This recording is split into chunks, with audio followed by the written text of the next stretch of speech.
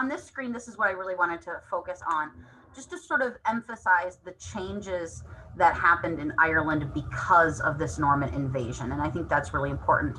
I had, I went through all of those individual images of Norman castles and how we saw the Irish countryside kind of change, the architecture of these tower houses changed in reflection of these new Norman practices that were being brought in. And the Normans' experience in the castle building in the Crusades and in the Reconquista in Spain, and how all of that can be kind of reflected in what's happening in Ireland. But some other important things to note was the changes in, we have planned towns that are starting to develop in the interior of Ireland. They're not connected to monasteries anymore. They're not connected to the port cities. It's kind of these strategic locations that we see Norman and English settlers coming into, and then towns building up around that. We see changes in the types of building, as I had spoken of before. But we also now see the biggest change is that we go from Ireland being ruled by these various small kingdoms, these clans, these family clans, to feudal rule being brought in by the Normans. So not only do we have that relationship of the king to his nobles, to the lower lords, to knights, and then to kind of lower peasants and that sort of thing, but we're also bringing in feudal manorialism, which is that process of selling out or giving out lands to various smaller tenants who then offer feudal dues and loyalty to their landlord. And that's the first time we're seeing this in Ireland. That was definitely not the case before. We see this on the continent for centuries, and it was brought to England by William the Conqueror in 1066. But now it's being introduced into Ireland starting in around the late 1100s, the early 1200s. And so that's very different from what Ireland had before. So this feudal land division, and that's really the beginning of the landscape that we start to recognize as Irish now. You look out at these beautiful pictures, and the Irish landscape is dotted with these stone walls and everything like that. Well, those walls were not there before the Normans arrived. Those walls were built to divide land between people. And previously, we had herds and small farms and mostly clans that moved nomadically. And now we've got settled planting methods that are being employed and being tied to an actual plot of land, which again is new. So that manorialism is a really important key. I talked about how we're introducing different farming techniques in terms of heavy plows, more oxen teams, crop rotation. They're planting different grains as well. And then there's sort of a switch from focusing on cattle, which again, people's honor was measured in cattle, to now sheep herds are really important because the wool can be sold back to the continent and for quite a bit of money. So we're seeing Ireland being changed in reflection of the fact that they are now very much more a part of that international trade that's going on with the introduction of the Normans. And we do also see kind of some changes within language as well. Gaelic Irish is obviously still spoken by the majority of the Irish, but now we have, Latin obviously came in with the Christians, but now we have Norman French being spoken. We've got English being spoken, and they're all kind of intermixing as well. So it's kind of a new type of conversation that we're hearing. And then there's intermarriage and cultural exchange that just naturally happens with these sorts of things. So we are going to move on to some new topics that we didn't talk about before. I just need to find my place in my PowerPoint here. Okay, so we had focused. We began our topic of the Norman invasion with Henry II. So Henry II dies in 1183, and his eldest surviving son is Richard I, Richard the Lionheart, as he's become known as, and he becomes king. Now, Richard was king of England for 10 years, and then Lord of Ireland, he was king of England and the feudal overlord of Ireland, but John is still the Lord of Ireland. But he was king of England for 10 years, but he only spent about a couple of months over the whole course of those 10 years in England itself. He was also made the Duke of Aquitaine at a very young age. And that's honestly where he spent the majority of his time and even some of his time as king down in sort of the southern parts of France. And he spent most of his time there with his mother, Eleanor. Once he became king, he took up the Crusaders' cross to fulfill the vow that his father had made, again, trying to make penance for this murder of Thomas Becket. So Henry II died without going on crusade, and Richard is taking up that Crusader cross to redeem his father's unfulfilled promise. Richard the First is a brilliant military commander. He has a really congenial, chivalric relationship with his crusading foe, Saladin, who was the commander of the Muslim armies at the time of the Third Crusade. And luckily, the bureaucracy that his father put into place in England and the rest of his empire was really efficient, and it was able to be run at a distance by his mother, Eleanor, the Queen Mother. So while he was gone, this bureaucracy was really kind of able to keep his empire running without a break in normal function. John continued to rule as the Lord of Ireland, but he didn't return to Ireland after that disastrous first meeting for another 25 years. So when Richard dies on April 6, 1199, it's his brother John, our Lord of Ireland, who becomes King of England and still the Lord of Ireland. And John's claim to all of Richard's lands is actually disputed. His deceased older brother, Joffrey, had a son named Arthur.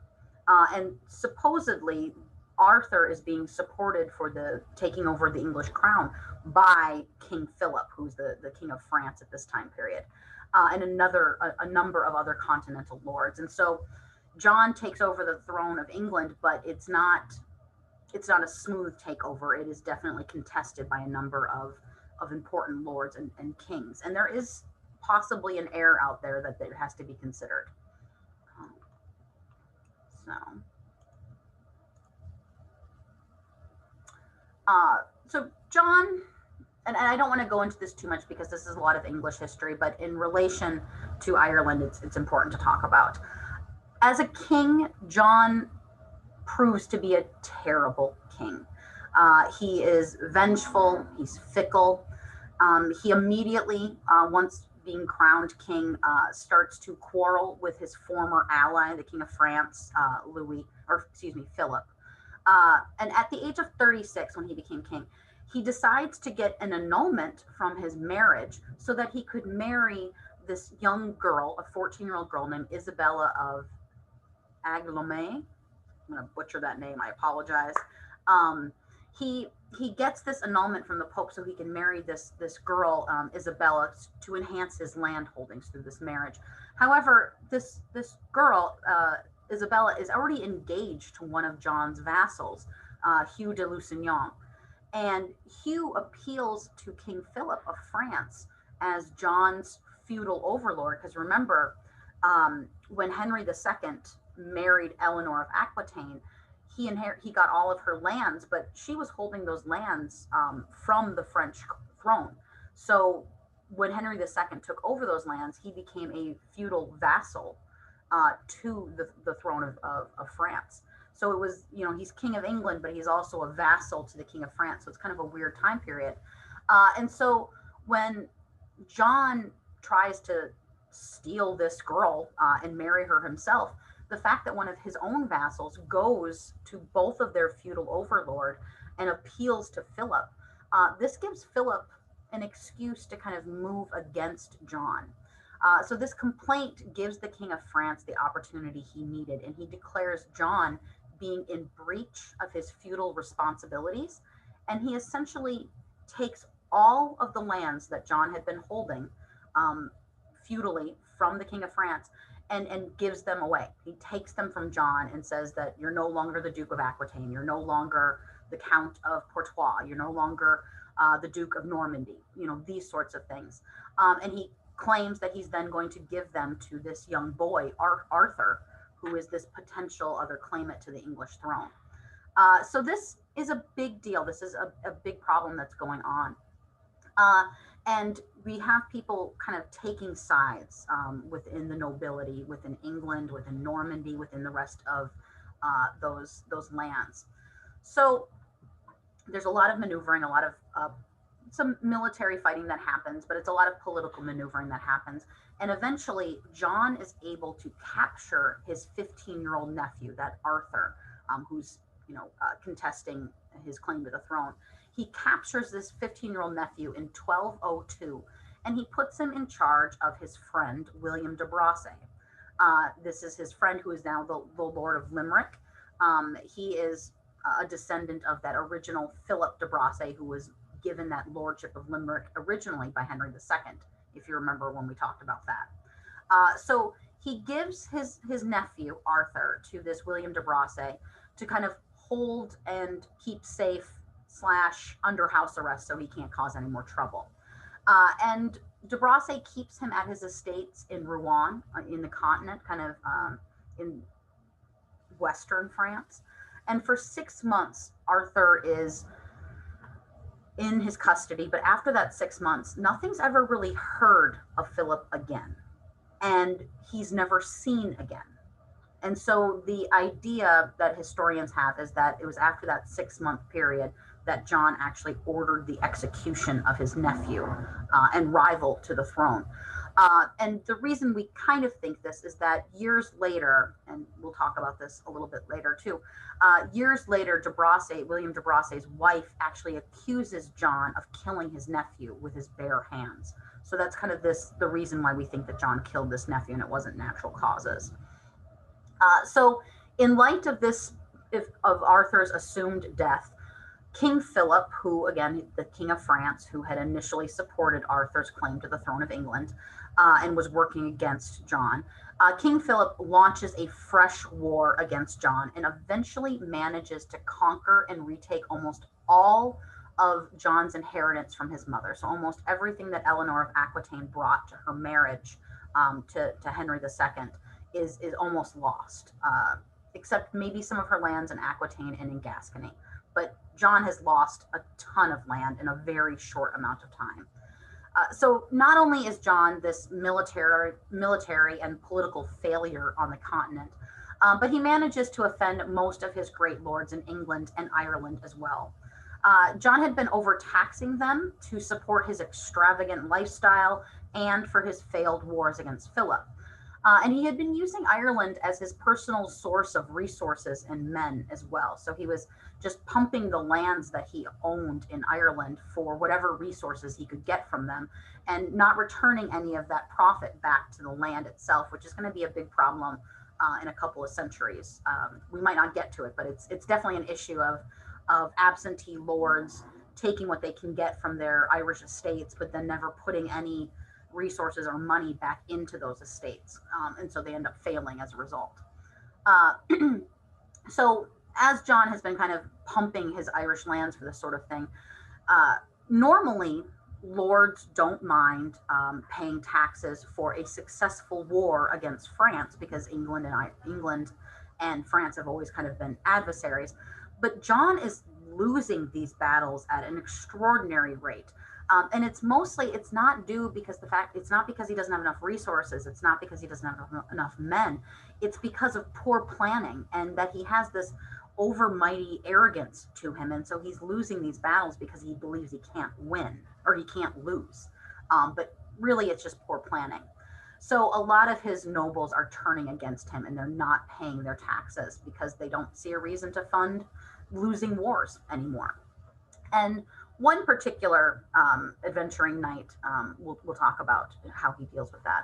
But in 1204, so not long after the apparent murder of this 15-year-old boy, Arthur, in 1204, John de Courcy, that adventuring noble Norman knight who broke that Treaty of Windsor in 1177 by taking much of eastern Ulster, John de Courcy manages to offend King John. De Courcy had actually spoken out against John's treatment of his nephew and this apparent murder that had happened. And he also speaks out against John's claim to the throne. So John orders Hugh de Lacy of Meath.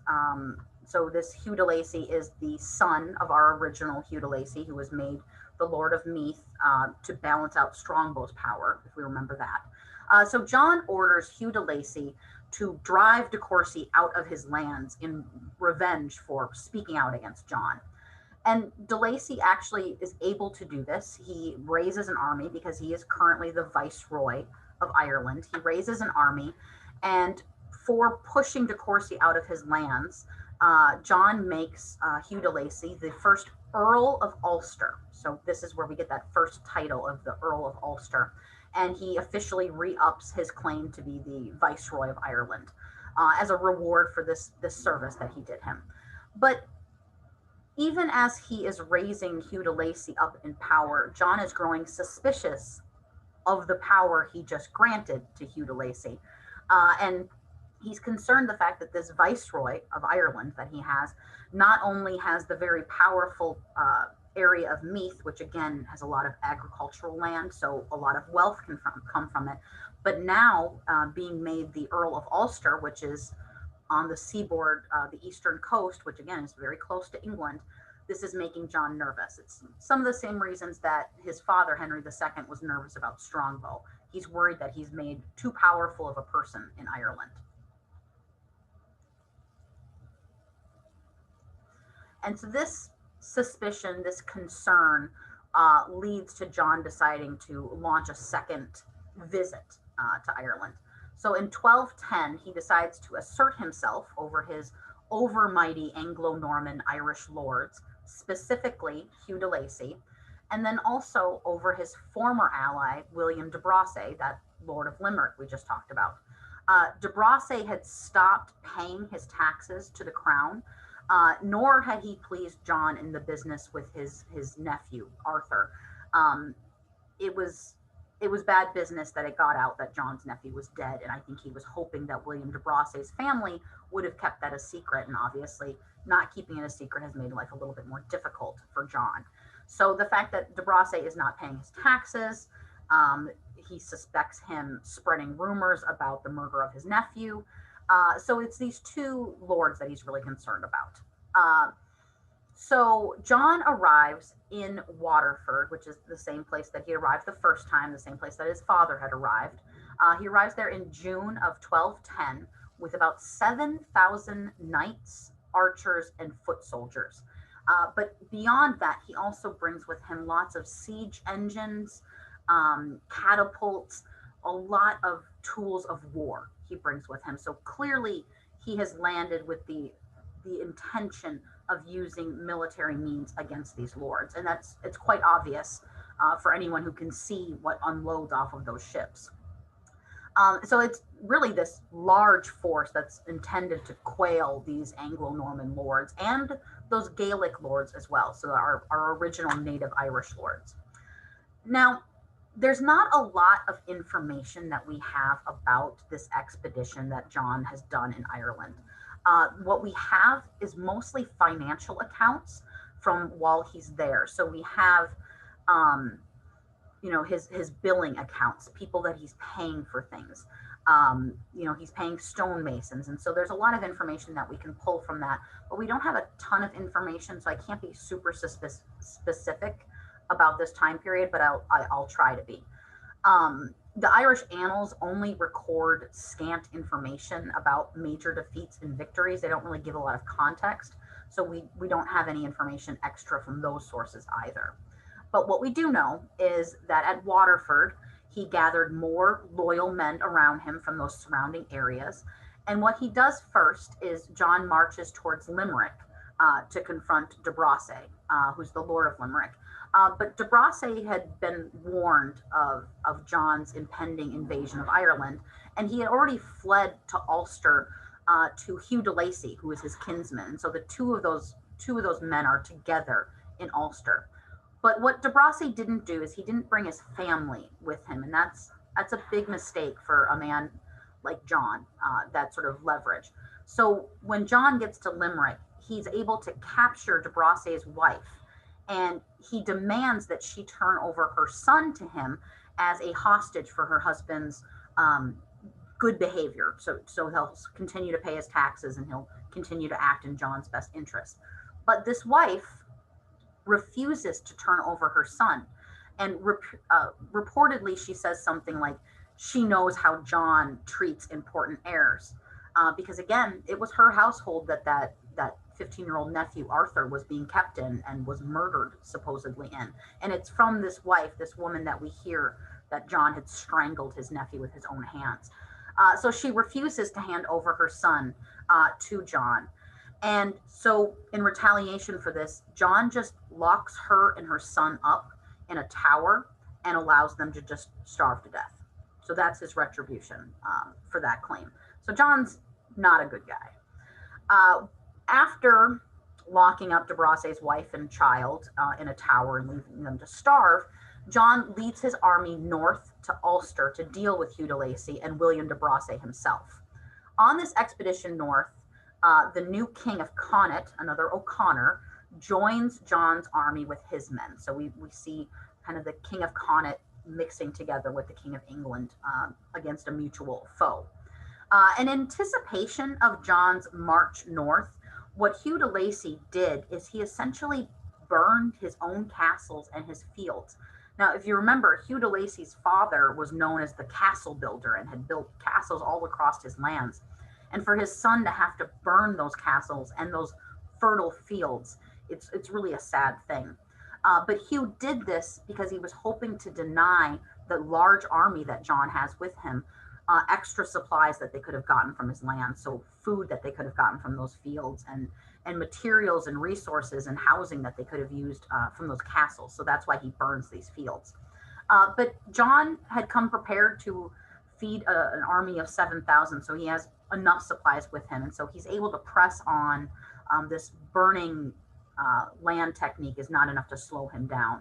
And John continues north, and he quickly takes a number of Hugh's castles, including that one built by John de Courcy at Carrickfergus that I'd shown you some pictures of yesterday. So John is pretty successful up to this point with his expedition in Ireland. He's able to push further into de Lacy's lands in Ulster, and he lays siege to Drumdon Castle near Downpatrick, where it's believed that St. Patrick is buried. John uses his siege engines and must have taken the castle by force because there are financial records showing that payments were made to workmen and stonemason men to repair this castle. So we can assume that there was a battle there of some sort. Now, these victories encouraged other Irish lords to submit to John. So after he takes some of these castles, we have the Irish king of Tyrone submitting to John and handing over hostages and paying him homage. John continues to take more of Hugh de Lacy's castles and lands, and eventually he drives Hugh de Lacy and William de Brasse into hiding. So they're no longer trying to fight back against John, but they're just hiding for their own lives at this point. John does not receive homage from any other powerful Gaelic lords at this time. The O'Neills and the O'Donnells up in the northern part of Ireland refuse to give over their sons as hostages because they, and this is the words that they use, they refer to John as a bad babysitter. So someone who can't be trusted with someone's heirs. But John feels pretty confident in his hold over Ireland now. He had re-upped his allyship with the King of Connaught, the O'Connors. He had gotten tribute from the King of Tyrone. He had reaffirmed his hold over those lands near Limerick, as well as in Ulster. And Hugh de Lacy and William de Brasse are in hiding. So John feels pretty confident about what he had done. So he actually ends up going back to Dublin, and he leaves in a short while and had only been in Ireland for about 3 months. So it was a short time period, but it was very effective. And some of the things that he does when he's back in Dublin are actually far more important than the taking of the castles and the quailing of his Norman lords. So when he's in Dublin, he goes about kind of reasserting his control over the bureaucracy he established when he first came 25 years ago. So what he does is he retakes several liberties, and these liberties are essentially they're parcels of land that are given out to nobles, and they have extra liberties than normal lands that a king would give to a vassal. So you would give, so what Strongbow had when he came to Ireland and, you know, gave up his lands to Henry II, and when Henry II made Strongbow the Lord of Leinster, that was a liberty, and that meant that Strongbow didn't owe a certain amount of taxes, that he had a bit more freedom than a normal noble would have over lands that he holds in fief from a king. It's those lands, those liberties are not under direct royal control, and so the Lord has more power. And so what John does when he's taking over these lands is he's converting those original liberties back into shires, back into counties, and back under royal authority itself. So he's kind of bringing some of these more independent areas of Ireland back into direct royal control. And he secures Dublin as his capital and the center of the English government in Ireland. He ordered the building of Dublin Castle in 1204, and so when he came back in 1210, he was able to see the progress of that castle. Sadly, if any of you guys have ever been to Dublin and seen the Dublin Castle, nothing exists of that castle that John built originally. It's all been remodeled. The oldest surviving building that is located in the Dublin Castle dates from 1228. Some of the things that he does while he's there is he secures that all taxes, all rents, all fines, all other profits that are coming to the throne come through Dublin. So again, securing it as his administrative castle center in Ireland. He makes sure he has a chancellor that he appoints to Ireland that deals with all of his correspondence as well. So again, sort of this legal area also. And while John is in Dublin inspecting this new castle that he's building, he makes arrangements for the organization of the rest of the country as well. So not only is he trying to bring some of these liberties under his thumb, but what he does is he essentially reorganizes the geography, the political geography of Ireland. He creates 12 shires or counties. We have the county of Dublin created, Kildare, Meath, Louth, Carlow, Kilkenny, Wexford, Waterford, Cork, Limerick, and Tipperary. So he creates these shires, and he directs that all of these shires will now be under English common law, and the law will be administered in those areas. And so he's saying that the English law trumps the Brehon law that the Irish used to practice in those areas. He sets up a number of royal governors, traveling justices to administer the law, and then appoints a number of sheriffs to enforce the law through these English territories. So he does a lot of administrative work that lasts longer than some of his conquests.